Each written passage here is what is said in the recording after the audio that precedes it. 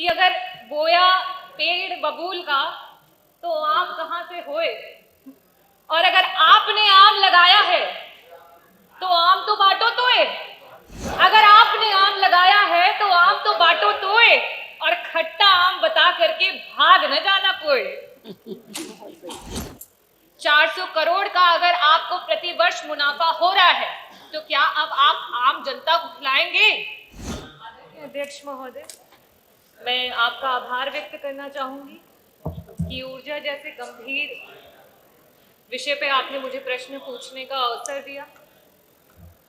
बिजली एक ऐसी चीज है, चाहे वो एक गरीब की झोपड़ी हो, चाहे अमीर का महल, यहाँ तक कि रामलला के मंदिर में भी अध्यक्ष जी, मैंने एक आर्टिकल पढ़ा जिसमें लिखा हुआ है कि बिजली विभाग के द्वारा 4000 किलोवाट तक की जरूरत है, और अभी फिलहाल में वहाँ पे 1600 किलोवाट तक की जो है मंदिर को भव्य बनाने के लिए आपके द्वारा सुचारू रूप से दिया जा रहा है। तो अध्यक्ष जी, मेरा ये कहने का मतलब है कि चाहे वो रामलला जी का मंदिर हो या एक गरीब की झोपड़ी हो, चाहे वो एक अस्पताल हो, चाहे एक गरीब हो अमीर हो, किसी भी वर्ग का हो, उसके लिए बिजली बड़ी ही महत्वपूर्ण है। अध्यक्ष जी, जब भी जनता के महत्वपूर्ण मुद्दों पे सवाल होते हैं तो बार बार आम और बबूल की बात आ जाती।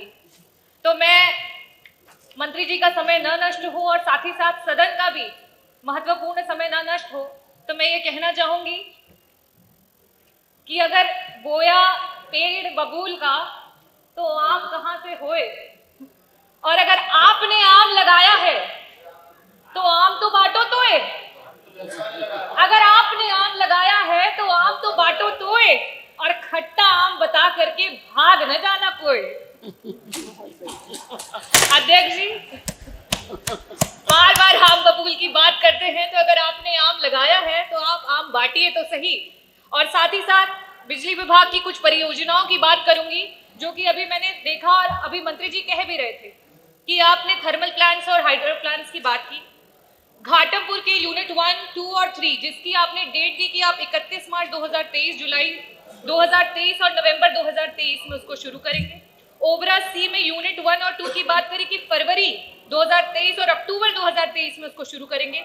जवाहरपुर की बात करें कि आप मार्च 2023, और पनकी के लिए भी आपने बोला था कि 31 अक्टूबर 2023 तक आप उसको शुरू करेंगे। हाइड्रो प्लांट्स की आपने बात करी तो आपने वहां पे कहा कि आप मार्च 2023 तक और अगस्त 2023 तक आप जो आपका सुबसिरी हाइड्रो प्लांट है उसको शुरू करेंगे, और प्रभाती को आप दिसंबर 2023 तक करेंगे।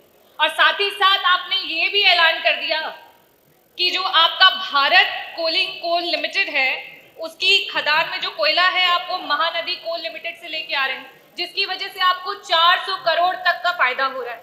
तो अध्यक्ष जी, मेरा बड़ा ही स्पष्ट सा सवाल है, और मैं आकांक्षा करती हूँ कि जनता को और साथ ही साथ सदन में बैठे हुए प्रतिनिधियों को बड़ा ही स्पष्ट जवाब भी आएगा। मेरा पहला प्रश्न आपसे ये है कि जिन जिन परियोजनाओं को कागजी रूप से आपने गिना दिया है, उनमें से कितनी आपके प्लांट सुचारू रूप से आज काम करने लगे हैं, और साथ ही साथ 400 करोड़ का अगर आपको प्रतिवर्ष मुनाफा हो रहा है तो क्या अब आप आम जनता को खिलाएंगे? और जिस तरीके से चाहे वो दिल्ली की सरकार हो या राजस्थान की सरकार हो, उन्होंने 200 यूनिट बिजली मुफ्त की पूरी जनता की, 100 यूनिट पहला जो उनके उपभोक्ता के होते हैं उनकी बिजली को माफ किया, तो क्या आप भी उत्तर प्रदेश की जनता को मुफ्त 300 यूनिट बिजली देने के लिए तैयार हो चुके हैं? मेरा दूसरा प्रश्न ये है कि आज चाहे वो सीनियर सिटीजन हो, चाहे वो आदिवासी समाज की, दलित समाज की या पिछड़े समाज की हमारी महिलाएं हो या दिव्यांगजन, वो आपसे बड़ी उम्मीद और आस के साथ आपकी तरफ देख रहे हैं कि उन्हें मुफ्त बिजली मिले। उनको 300 यूनिट मुफ्त बिजली की आकांक्षा है आपसे। क्या आप उनकी आकांक्षाओं को पूरा करेंगे?